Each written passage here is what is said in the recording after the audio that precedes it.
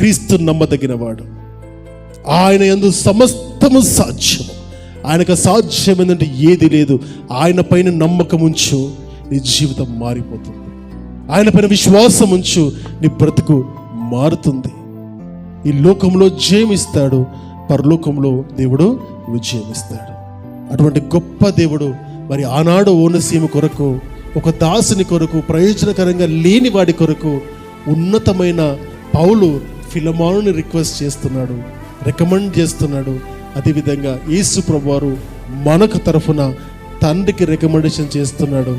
మరి అటువంటి ఆలోచన జ్ఞాపకం చేసుకుని ఎంత గొప్పగా అనిపిస్తుంది, ఎంత సంతోషము. పనికి మాలిన వాడిని నన్ను దేవుడు ప్రయోజనకరంగా మారుస్తున్నాడు. నిష్ప్రయోజనంగా ఉన్న మనల్ని ఆయన ప్రయోజనకరంగా మార్చే శక్తి ఆయనలో ఉందని నమ్మి మనందరం కూడా ఆయన నామాన్ని గొప్ప చేసే బిడ్డలుగా ఉందాము.